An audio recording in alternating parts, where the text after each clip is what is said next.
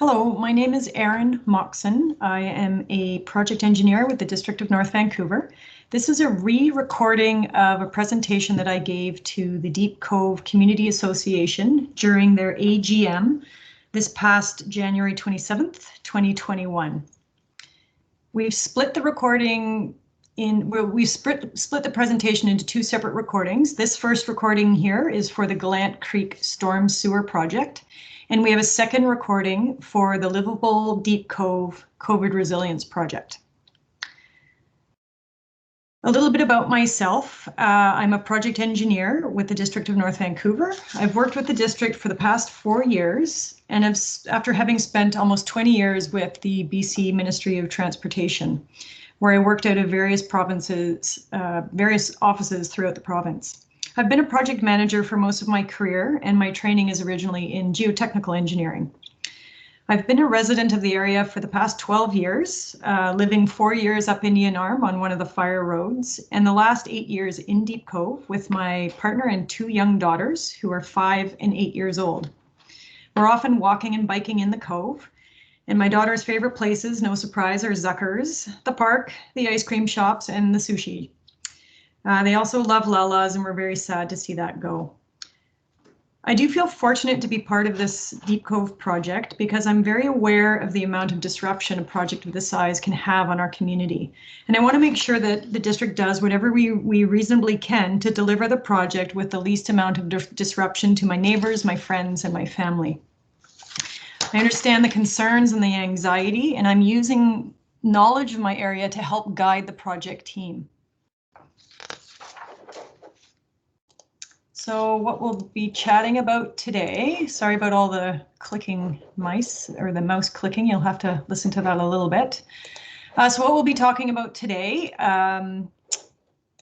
pardon me, here we go, is the Gallant Creek Storm Sewer Project. We'll be giving you some project details, talk about the temporary construction detour, and traffic management and pedestrian safety strategies that we will have in place. You will start seeing construction in the next several weeks, with construction in full swing probably April or May. And this project is most likely to affect folks because of traffic changes and noise. So this slide is really just to orient ourselves. I think all of us are very familiar with where we are. Just wanted to point out, though, that this culvert installation that we're doing is to convey Gallant Creek down through the cove and out the channel into Indian Arm. Now, why are we doing this project? We've had 2 significant flood events and several smaller events since 1995. These 2 pictures here are from the 2014 event. The existing culvert is undersized, particularly based on new rainfall modeling that includes climate change. The culvert's in very poor condition from repeated high flow events that has carried debris through it. Since 2014, this last flood, the district has done a series of smaller improvements to Gallant Creek, including construction of a debris basin above Badger Road at the end of Cliffwood Road, improvements to the creek channel between Deep Cove Road and Gallant Avenue, temporary improvements to the culvert inlet structure at Gallant Avenue, and temporary works near the cultural center to direct any overland floodwater away from the building entrances. The new storm sewer, when it's installed, will be able to handle a 1 in 200 year flood event. It will help mitigate debris flows and will also improve fish habitat. These repeated flooding events have been very disruptive to businesses and property owners along Gallant. And I do want to mention that I will probably use the word culvert and sewer interchangeably. I'm meaning the same thing. It's the very large pipe that we'll be installing to convey Gallant Creek down to the ocean. All right, getting into, let me just catch up here. Here we go. Getting into the project details.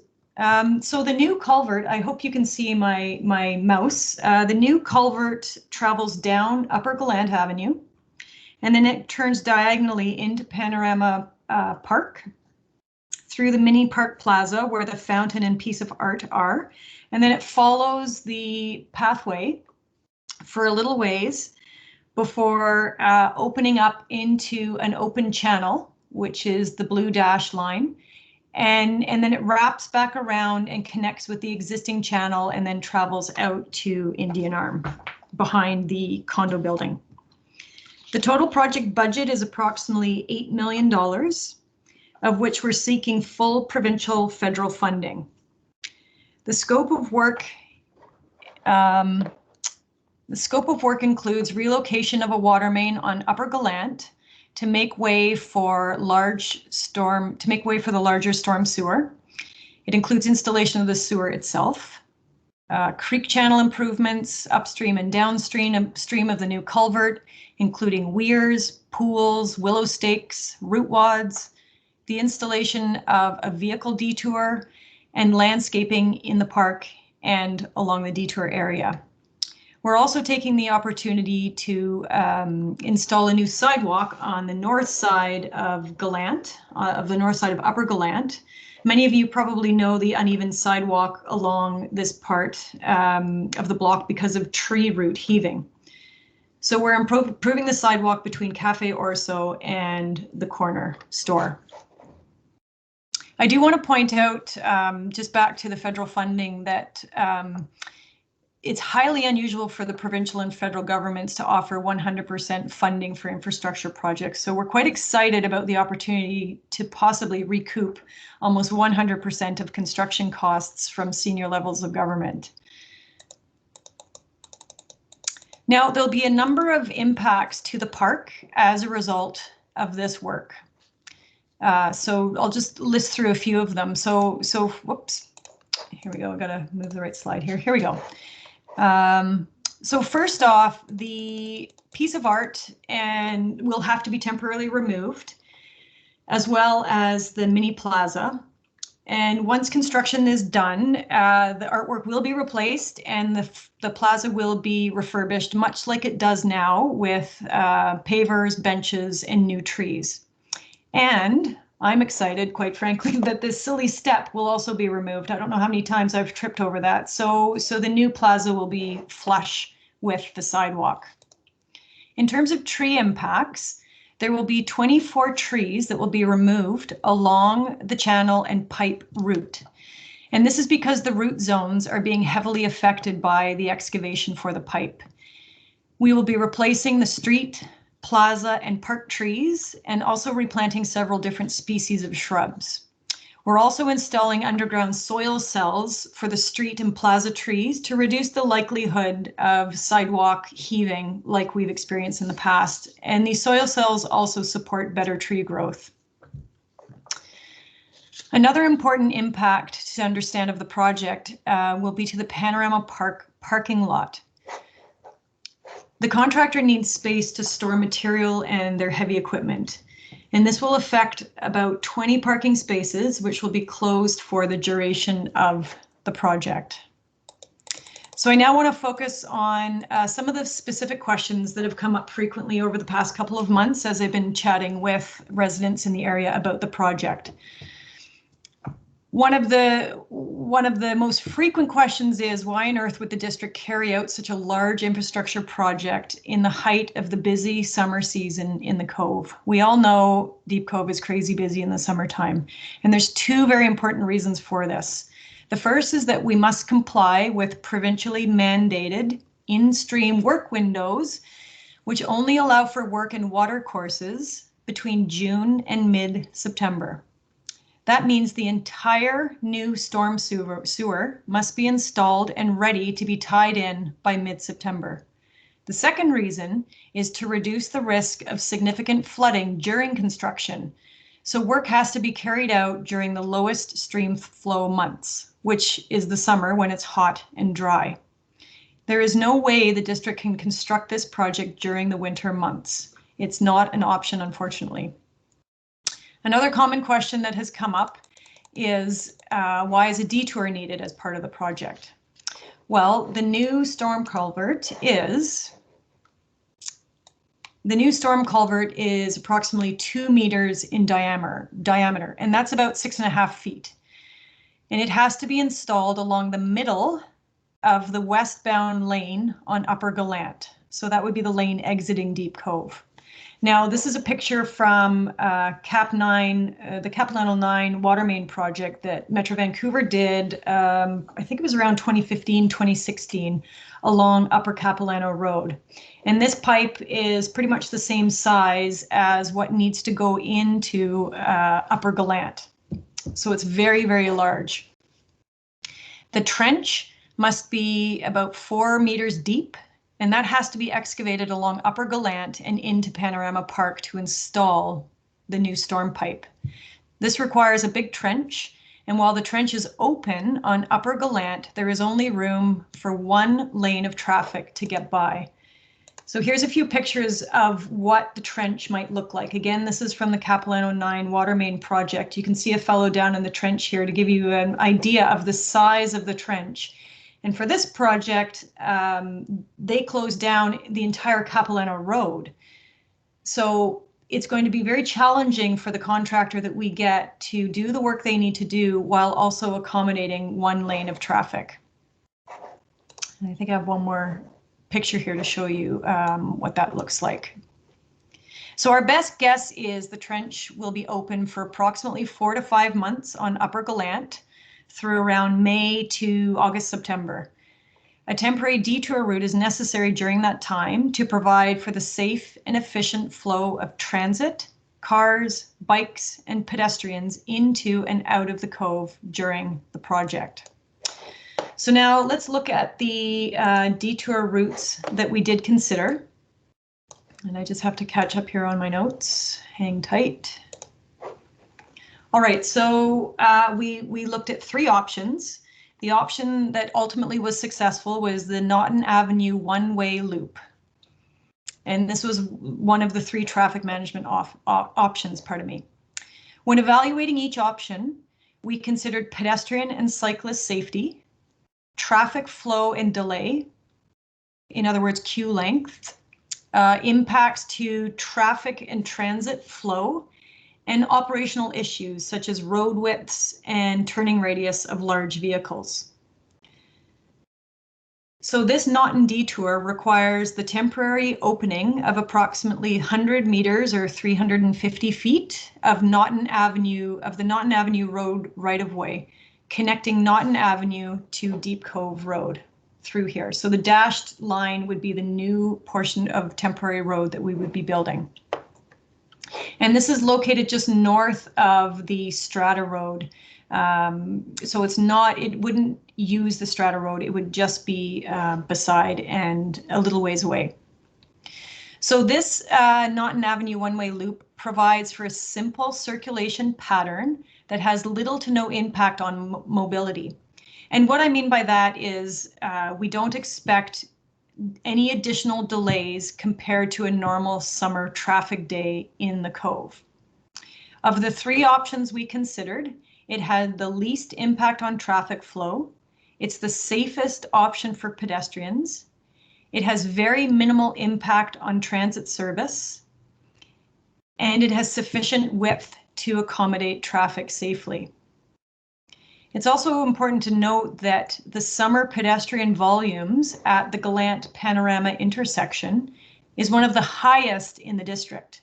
And so by doing this one-way loop, we're reducing the number of vehicles passing through that intersection, which has a benefit to pedestrians. Now, this detour is only needed when there is active construction on Upper Gallant. Once the road surface is restored to normal, the detour is no longer needed. So to decide the detour's future use, the district will be looking to the community for direction. Some options to consider would include converting it to a multi-use pathway for bikes and pedestrians to get down into the Cove, leaving it as a vehicle link, or perhaps reverting it back to green space. We're absolutely committed to consulting the wider Deep Cove community this spring and summer before any decision is made on what the ultimate fate of the temporary detour will be. So I want to briefly talk about the other two traffic management options that we did consider and were deemed to be unfeasible. So this option here is a single lane alternating condition on Upper Gallant, which means one direction of traffic would travel while the other direction's waiting. They would stop, and then the next direction of travel, the next direction travels through the work site. This option would be very challenging from a traffic control perspective, given how long the project is and the very close proximity to the work zone, to the four-way stop intersection at Gallant and Panorama. As I mentioned, this intersection is one of the busiest pedestrian intersections in the entire district, which raises significant pedestrian safety concerns with this type of single lane alternating operation immediately next to it. We conducted traffic counts last summer, and we used the information to carry out traffic simulations for all three of these traffic management options. The results for this option, the single lane alternating condition, said that we would expect to see extensive traffic backups during peak periods. And that would include significant traffic backups, delays for transit service. So there'd be significant queuing on Panorama Drive, as well as long lines to come into the Cove. District of North Vancouver Fire Rescue Service also indicated that the single lane alternating condition could lead to increased emergency response times because of this congestion that we're noting here. I'd also like to add that no variation of this single lane alternating scenario would be safe. For example, bringing only buses or trucks into Deep Cove via this type of single lane alternating scenario and having other traffic go a different route. So for all these reasons, this single lane alternating option was eliminated. The last option that we considered, let's get there, was the Cliffmont Rockcliffe neighborhood route. Now this route is 4.5 to 5 times longer than the Naughton Detour route. It's more circuitous, and it's obviously through a residential neighborhood. The route passes by Cove Cliff Elementary and includes sections of narrow local roads with gaps in the sidewalk and no easy way to widen. Up to 300 to 400 vehicles per hour, including transit and other large vehicles, would be needed to use this route. It would not accommodate transit buses or delivery vehicles serving the Deep Cove business area without significant construction improvements to the Rayburn-Rockcliffe intersection. Parking would have to be stripped along most of Rockcliffe, and there would be extensive backups on Cliffmont Road trying to access this left-hand turn onto Deep Cove Road. There would also be, because of all of these issues mentioned, be significant impacts to transit service as well as their routing. So this option was not chosen for all those reasons, particularly the presence of the elementary school, the need to accommodate transit, and the extended and the other large vehicles that we would have to accommodate as well. And when I mean large vehicles, these are the size of trucks that come into the Cove to deliver goods to the businesses on a regular basis. And these size of trucks, as well as transit vehicles, can't be accommodated in areas such as this very narrow, tight intersection at Rayburn and Rockcliffe.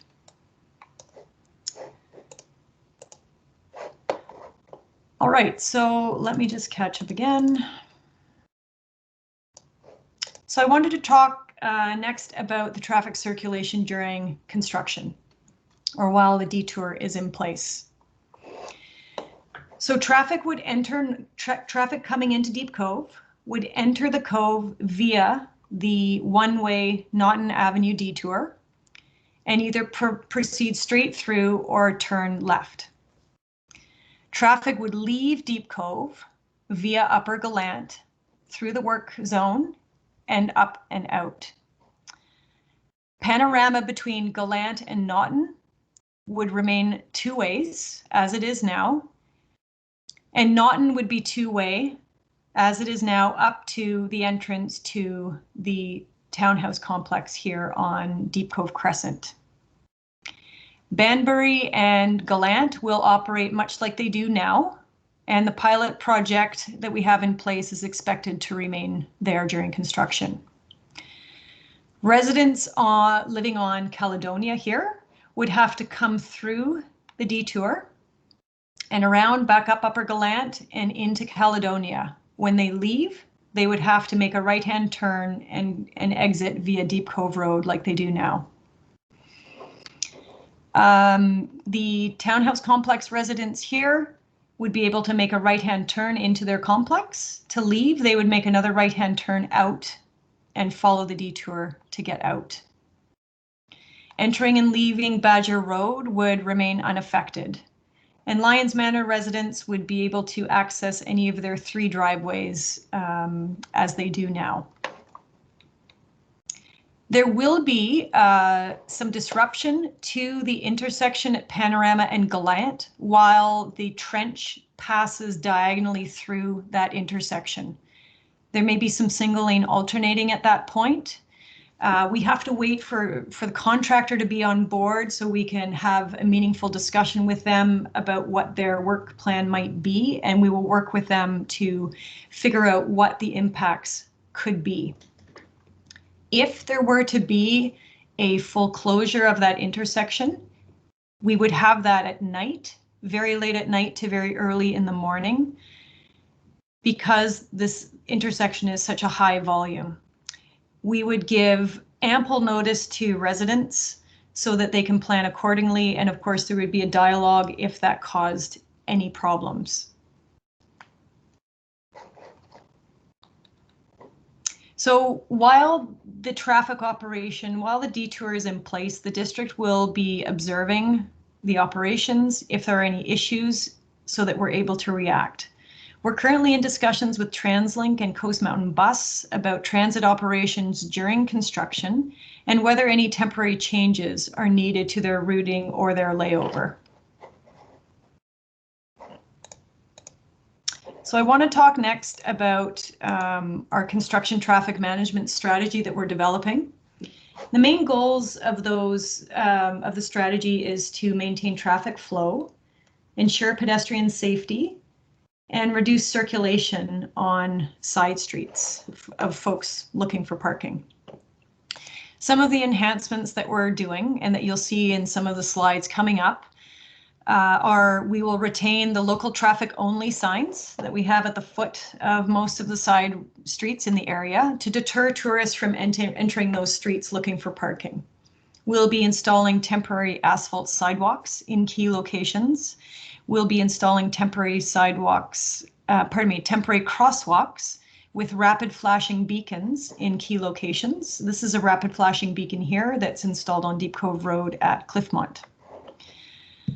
We'll be designing, or we have designed, the detour route to reduce vehicle speeds. And what that means is that the curve coming into the detour is a tight radius curve that will require vehicles to slow down. It will be posted at 30 kilometers an hour, for example. We are going to be reviewing the side streets to make sure the parking signage is all up to date and accurate. DNV recently updated our on-street parking policy, and those side streets that don't already have resident parking only may want to consider adopting that.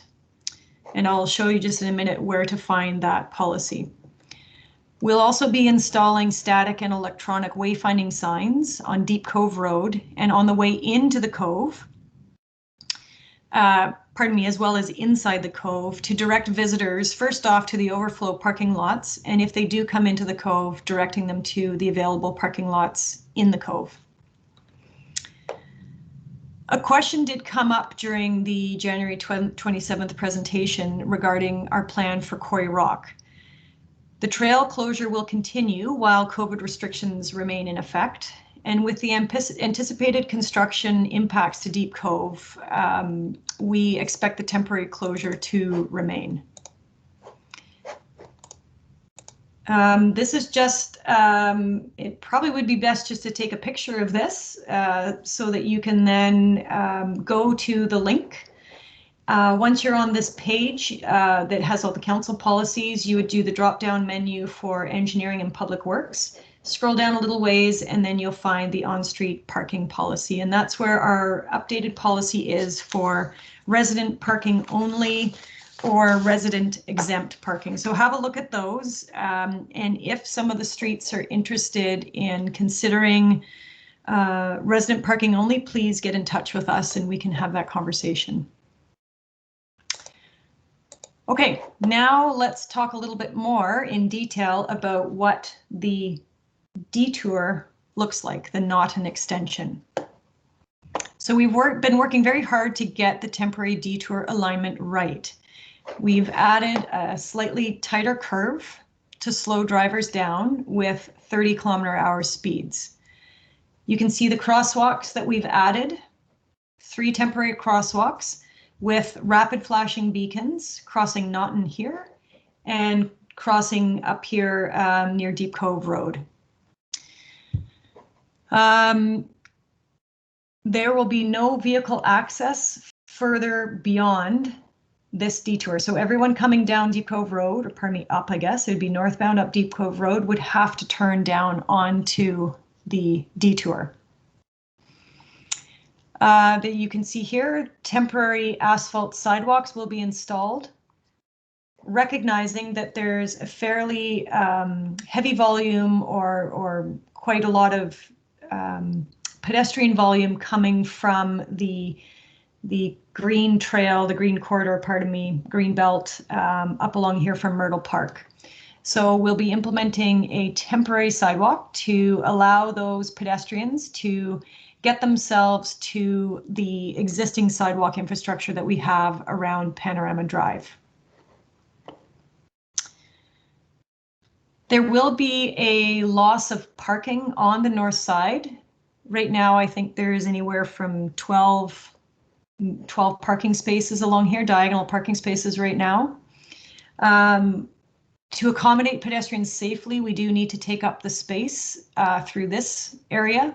However, we are retaining 3 spaces here that we'd like to make those resident parking only, recognizing that we are having an impact to parking in the area.